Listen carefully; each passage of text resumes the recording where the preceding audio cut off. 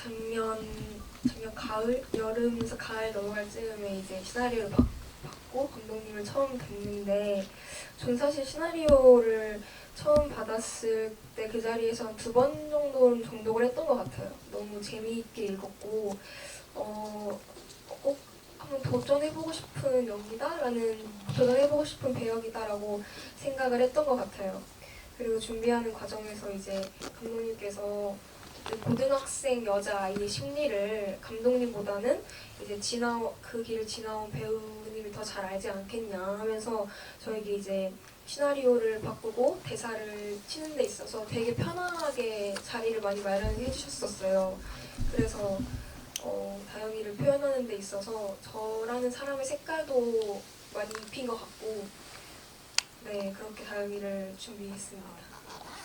그 감독님이 처음에 배우님께 시나리오 드렸을 때는 시간 순서로 사건이 배열되어 있었을까요? 아니면 아니, 영화 그대로. 네, 네. 지금 이렇게 반성문 쓰는 네네. 선생님이 중간에 개입하는 구조. 네네, 맞아요. 감독님 이 영화의 제목이 그 제목은 언제 결정된 거였을까요? 영화 찍기 전에 결정이 되긴 했던 것 같아요.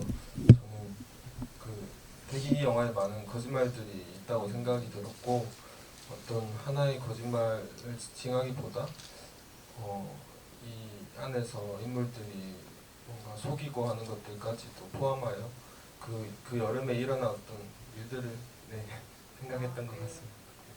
저는 정말 이 영화는 제목이 정말 많은 걸, 관객의 태도를 많은 걸 결정해 준다라는 생각이 들었어요. 그러니까 만약에 이 영화 그냥 방학 숙제라던가 여름방학 같은 제목을 가지고 있었을 때랑 그 여름날의 거짓말, 또 반성문 쓰는 다영의 교무실에 있는 그 모습, 그런 데서 크레딧이 올라갔을 때 일단 관객들이 이 다영에 대해서 어떤 태도를 가지고 지켜보게 되는 그런 게 있었다. 그래서 제목이 뭔가 영화의 향방을 많이 결정짓고 있구나, 그런 생각을 했던 것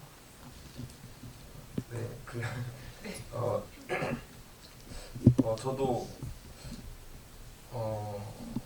그 거짓말이라는 것을 이제 다영이가 우리에게도 사실 거짓말을 할 수 있다 생각을 했던 것 같아요. 관객들에게도. 그리고 그걸 만드는 저 또한 이 다영이가 겪은 여름방학에 대해서 오늘도 처음부터 쭉 봤지만 제가 다 알 수 없을 것 같고, 다영이가 숨기는 게 있다면 그 숨기는 것을 숨기게끔 그대로 이렇게 보존해주고 싶은 마음이 있었던 것 같아요. 그래서 뭔가 그런 거짓말이라는 것을 제목으로 했던 것 같습니다. 네, 잘 알겠습니다. 여러분 질문해 주시면 선착순 세 분께 생각 과자를 드린다고 합니다. 영화 너무 궁금한 점이 많을 것 같은 영화고, 그 장면에 감독님이 심어놓으신 디테일들이 이상하게 파열을 일으키면서 주목하게 만드는 지점들도 있고, 그래서 여러분들 영화를 어떻게 보셨는지 너무나 궁금합니다. 질문해 주십시오. 네. 아기 엄마한테서 받은 봉투로 아이돌생 하원비를 냈잖아요. 그게 어떤 의미로 생각하고 넣으셨는지 궁금합니다.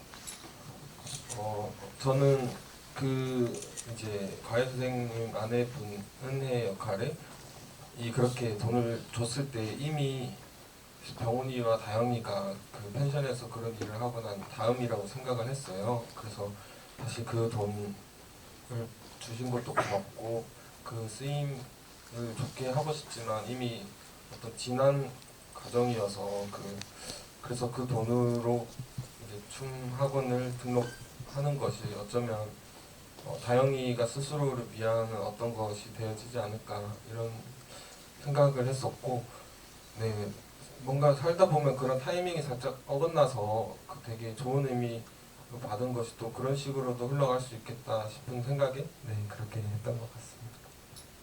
배우님, 그렇게 이제 다영의 태도에 있어서 그런 선택들을 하는 그 다영이 기준은 어떤 것이었던 걸까요? 그렇다면 다영이가 하는 선택들의 기준이요. 다영이가 하는 선택들의 기준. 글쎄요. 그 영화를 보시면 알겠지만 다영이가 하는 선택들은 사실 굉장히 좀 충동적이고 뭐랄까 좀 그렇게 사실 막 깊이 생각을 하고 잘 정리를 해서 계획적으로 하는 아이가 아니거든요. 공부는 잘하지만.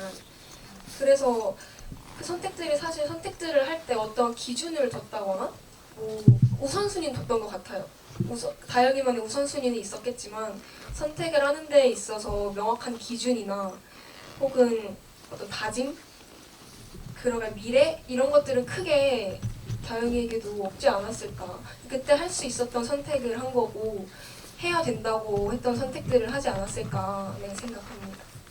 네, 잘 알겠습니다. 또 질문해 주십시오. 네.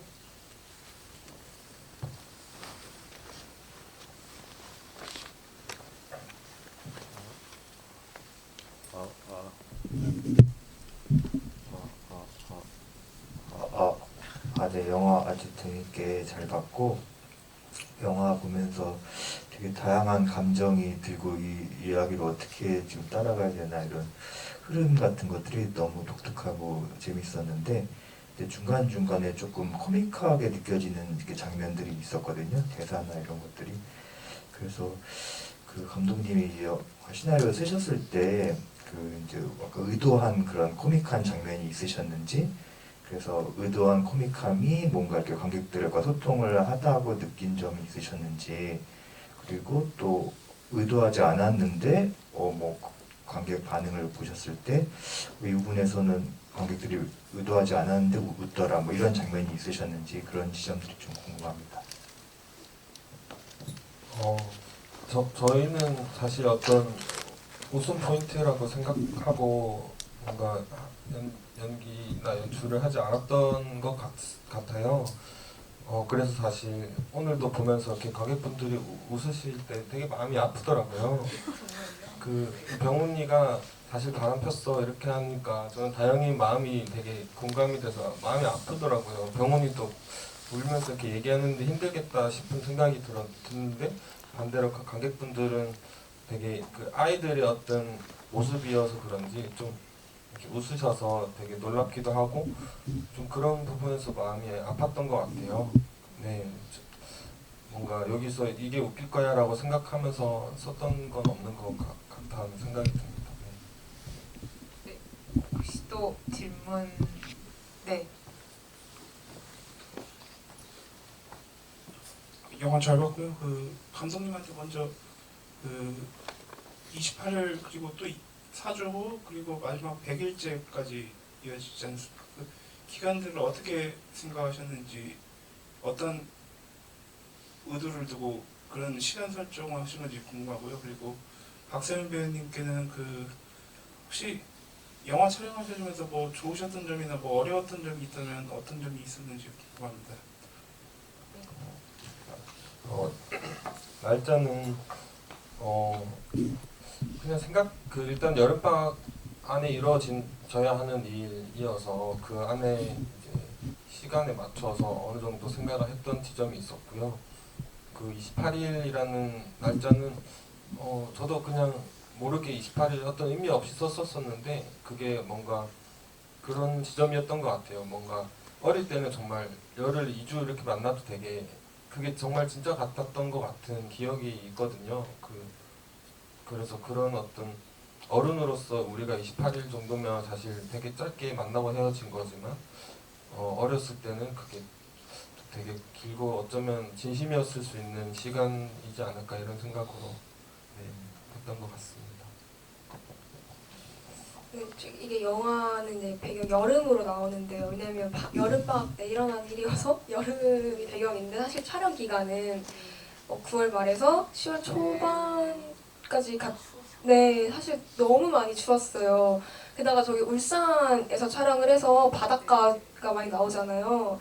그래서 이 바닷바람과 그래서 반팔티 반바지를 입고 있으니까 너무 춥더라고요. 특히 저 병훈이랑 같이 계곡에서 헤엄치는 장면은 정말 제가 정말 감독님한테 끝나고 제가 정말 많이 했습니다. 말을 이거 너무 추워서 많이 못 갈 것 같은데 했지만 아마 저희 촬영 중에 가장 많은 테이크를 갔던 장면이 네 맞아요. 그리고 또 이제 또 추워하는 게 보이니까 자꾸 NG가 나는 거예요. 추워하면 안 되니까. 그래서 그 장면을 촬영할 때가 사실 많이 힘들었지만 지금 돌이켜보면 되게 재밌었던 것 같아요. 또 언제 그런 촬영을 해볼까. 많이 강해지기도 했고 그 촬영으로 인해서. 그리고 좋았던 점은 이 촬영을 하고 좀 연기에 대해서 많이 제가 겸손해진 것 같아요. 많이 더 배워야겠구나. 나는 아직 정말 더 배우고 배울 연기가 많다라는 생각을 원래 느끼고 있긴 했지만 다영이를 연기하면서 확실하게 느끼게 된 것 같아요. 되게 겸손해지는 작품이었습니다.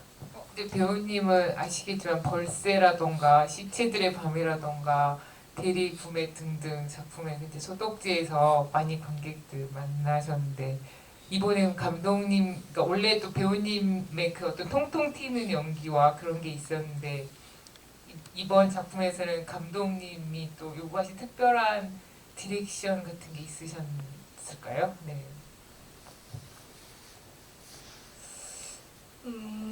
사실 뭔가 감독님도 저의 전작품을 이제 보시고 연락을 감사히 하게도 주셨던 건데 어떠한 저의 전작품과 다영이와의 연기는 크게 뭔가 연결고리를 두셨다거나 저에게 뭔가 전작품 같은 연기를 바래요 같은 디렉션을 한 번도 해주신 적은 없으세요. 그냥 저를 그냥 배우 박서윤 그리고 그냥 제가 해석한 다영이로 연기했으면 좋겠다라는 말씀을 가장 많이 하셨고 통통 튀는 다영이도 되게 통통 튄다고 저는 생각을 했거든요. 일반적인 친구는 아니다.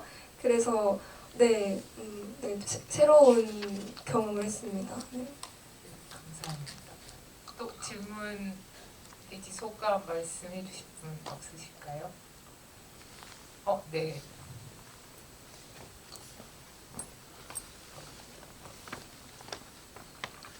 저 일단 그 연애씬이라든지 좀 자극적인 부분 될 수 있는 부분을 최대한 일단 안 보여주셔서 좀 편하게 이제 그나마 볼 수 있었고요.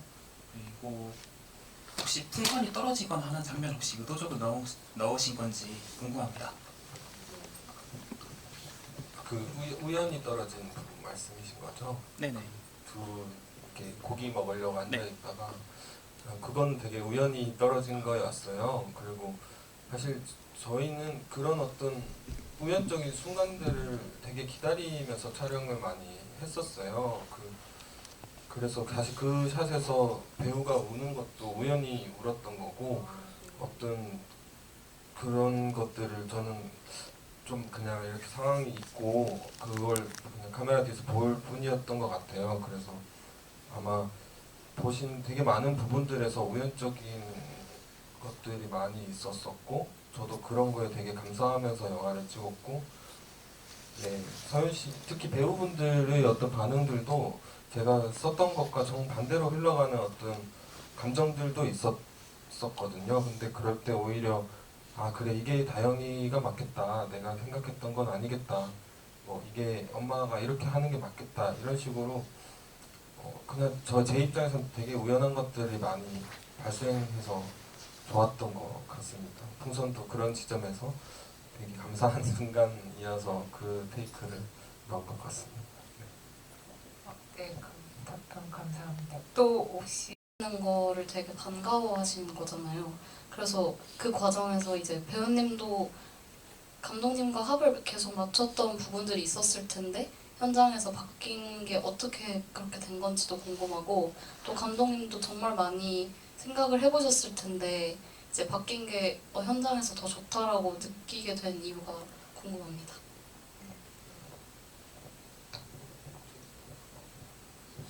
저는 저희 이제 리딩이나 리허설 때 어떤 감정을 섞지 않아달라는 부탁을 드렸었어요 배우분들께. 그래서 되게 건조하게 대사를 읽는 정도로 이제 그 상황을 이해할 수 있는 정도의 리딩을 했었고 그랬던 이유는 배우분들이 저 상황을 그 현장에서 이제 카메라가 돌아가는 순간에 처음 뭔가 느꼈으면 그거 마주했으면 하는 생각들이 있었어요. 그래서 네, 리딩 때 그런 것들이 마주해버리면 결국 그 이후로는 저는 좀 그 리딩 때나 리허설 때 좋았던 거를 따라하게 되는 어떤 과정일 것 같아서 사실 되게 아무것도 모른 채 그냥 배우분들과 그 오히려 어떤 이야기들만 나눈 채로 배우들과 스태프들을 믿고 현장에 가서 네, 기다렸던 것 같아요. 그래서 아마 또 배우분들도 힘드셨을 부분들도 많이 있었을 것 같아요. 어떤 것들을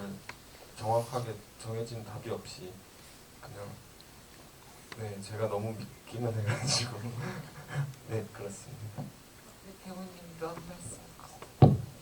감독님이 말씀하신 것처럼 리딩이나 리허설을 할 때는 감정을 이제 아예 섞지 말아달라고 저희한테 부탁을 하셨어요. 여러 번 당부를 하셨고 조금이라도 감정을 넣으면 배우님 0으로 해주세요. 감정 0 이렇게 계속 말씀을 하셨거든요. 지금 1인 것 같은데 0으로 해주세요. 약간 이런 느낌으로 계속 감정 다 빼고 그냥 드라이하게만 해달라고 하셨거든요.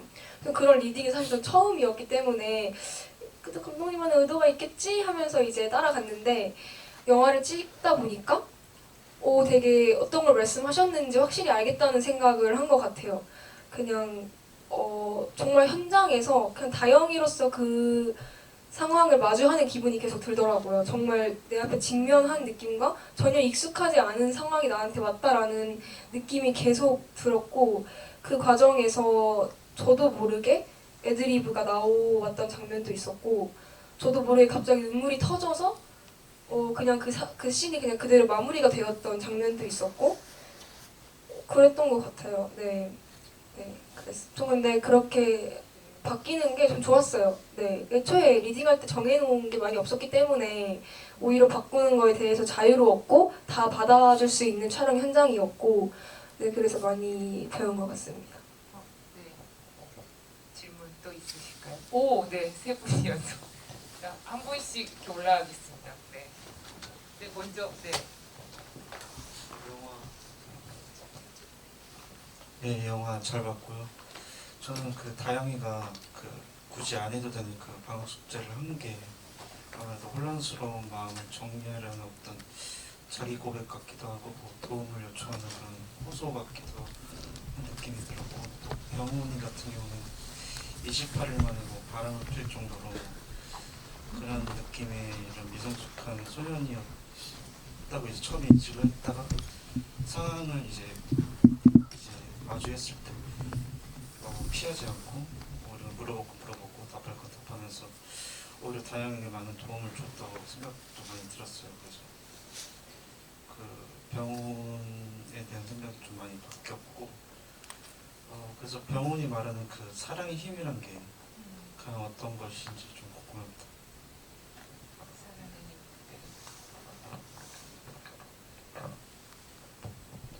저는 그 방학 숙제를 한 거에 대한 답을 드릴 수 있을 것 같은데 물론 답은 없겠지만 사실 어른들에게 어떠한 도움을 요청하려는 마음은 사실 없었다고 생각을 합니다. 그땐 사실 도움을 요청을 할 수가 없는 상황이었고 요청할 도움도 없었고 이미 뭔가 어른들한테 있어서 약간 상처도 받았을 것 같고 네, 그래서 결국에는 병훈이랑 둘이 그 일을 해결 아닌 해결을 하잖아요.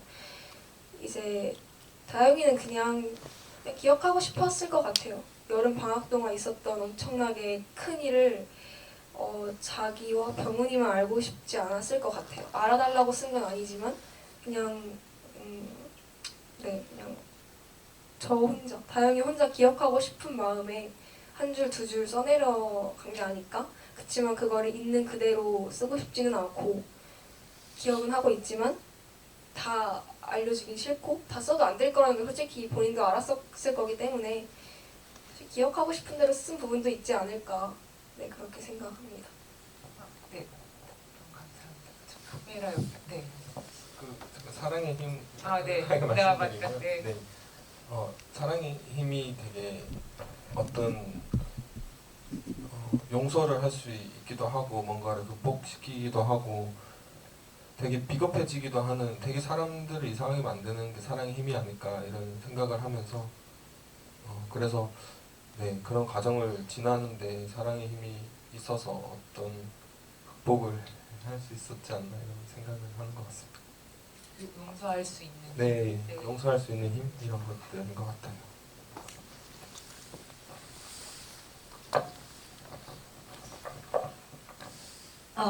네. 일단은 제가 고등학교를 졸업한 지 얼마 안 돼서 영화를 보는데 잘 집중이 됐던 것 같고 몰입이 됐던 것 같고 제가 일단 질문이 3개가 있는데 첫 번째는 왜 하필 바다였는지 그 영화의 배경이 왜 하필 바다였는지가 궁금했고 두 번째로 그 다영이의 어머니한테는 이제 임신을 했다고 말씀을 드려서 이렇게 어떻게 보면 해결이 된 거잖아요. 근데 병원이의 부모님한테는 얘기를 했는지가 안 나왔으니까 병원이가 부모님한테 얘기를 했는지도 궁금하고 그리고 다영이가 담임 선생님한테 얘기를 해서 둘이 따로 밥을 먹으러 갔을 때 병원이가 그 자리에 옆에 있었잖아요. 밖에서. 그래서 병원이가 거기에 어떻게 알고 그리고 거기에 왜 왔는지 그리고 병원이가 그 장면을 보면서 어떤 기분이었을지가 궁금합니다. 해주세요.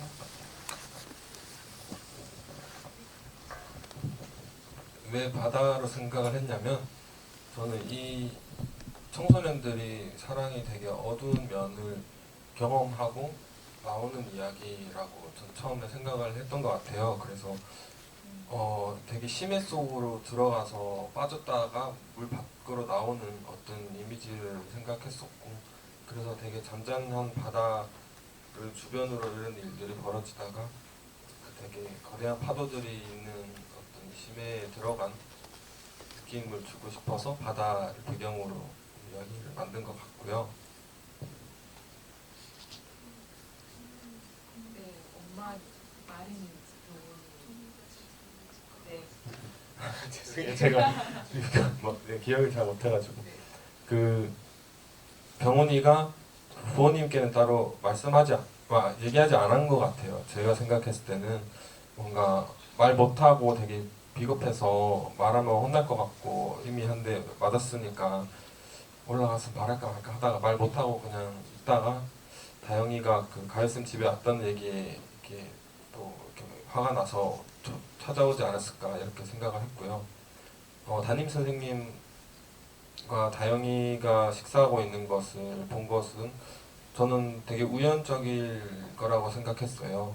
병훈이가 그런 일들이 사실 다 지나가고 다영이 주변을 맴돌았을까 싶기도 한데